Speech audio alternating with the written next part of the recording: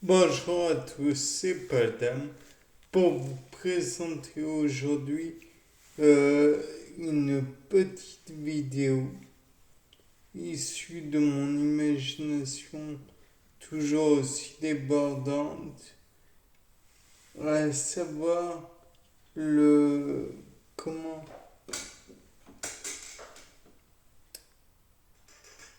comment réagirait le ginkgo biloba, sachant qu'on voudrait le faire reproduire.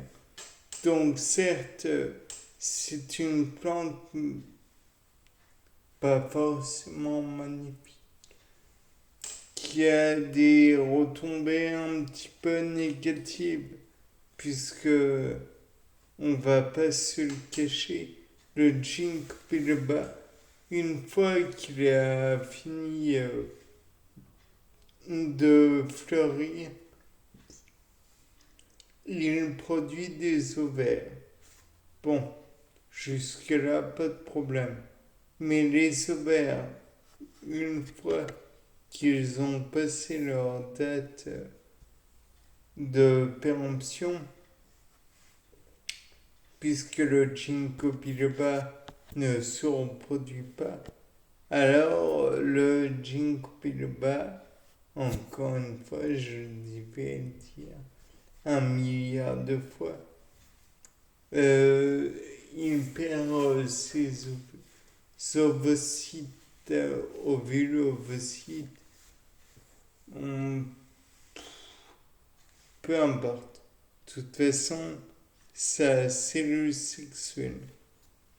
Donc, il va la perdre et elle va se décomposer sur le sol, dégageant au passage un désagréable parfum de vomi. Et oui, c'est désagréable à dire, mais le parfum désagréable, voilà. Bon, c'est quel intérêt? Je ne sais pas. Peut-être de repousser d'éventuels prédateurs de la région du ginkgo biloba.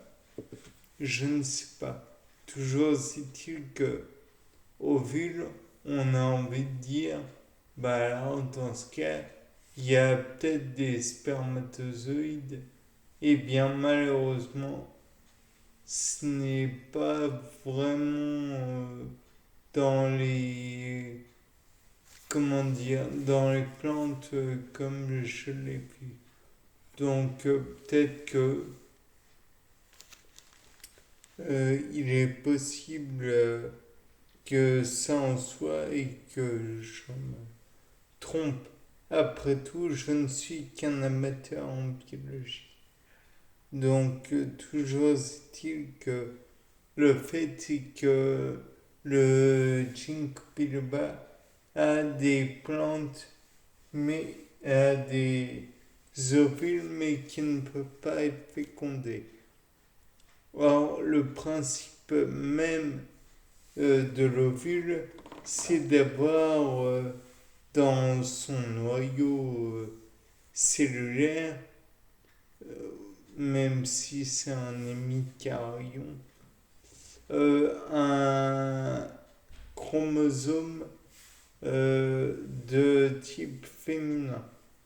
Donc on peut s'imaginer, en faisant le parallèle avec les êtres humains, que l'on pourrait faire un hémicaryon de l'hémicaryon à une cellule,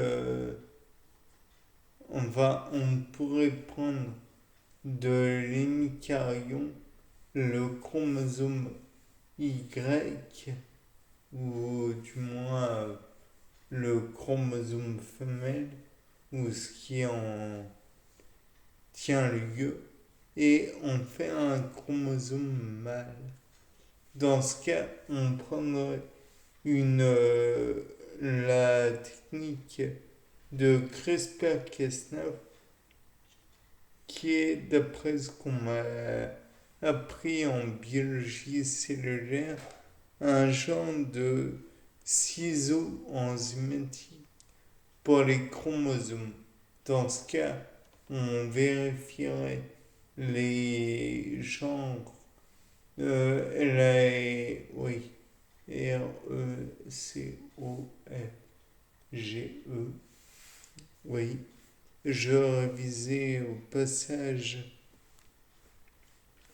ma classification de l'inné. Et donc là, on peut imaginer que des plantes du même genre auraient un type de chromosome similaire. Donc on couperait entre guillemets via CRISPR-Cas9 ce chromosome est féminin.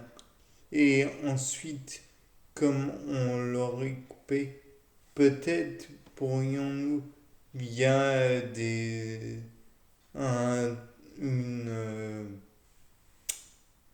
un bactériophage par exemple, transmettre ce chromosome dans la dite cellule qui est un ovule. Donc là, on obtiendrait une cellule F. Donc une cellule qui fusionnerait chromosome, enfin matériel chromosomique de, comment dire, de matériel chromosomique du gène coupé de bas avec l'autre cellule qu'on dira cellule X. Dans ce cas, on aurait la moitié des deux cellules dans un même espace et on obtiendrait un dicaryon. Et dans ce cas, le dicaryon, il continuerait la mitose et donc 2, 4, 8, 16, 32 cellules. Et puis peut-être que ça continue 64, 128 et autres. Toujours est-il que, étant donné que le dicaryon ferait comment dire, la division cellulaire, peut-être, je dis bien peut-être, c'est l'hypothèse, comme tous les sapins en sucette, que ça donnerait une graine qui pourrait éventuellement se reproduire avec la cellule mère, avec plutôt l'organisme qui a produit la cellule. Enfin bref. Et donc, tout ça en partant du principe que ça puisse se faire. Mais le fait est que dans l'idée de Ginkgo biloba, c'est que c'est un préspermaphite. Donc, qui dit préspermaphite dit avant le sperme, avant le spermaphite. Donc, peut-être que ça marcherait, peut-être pas, je ne sais pas. Je vous demande, messieurs les biologistes, si vous voulez bien sûr faire revenir le ginkgo biloba et toutes les substances qu'il pourrait produire sur Terre, de nous en faire part.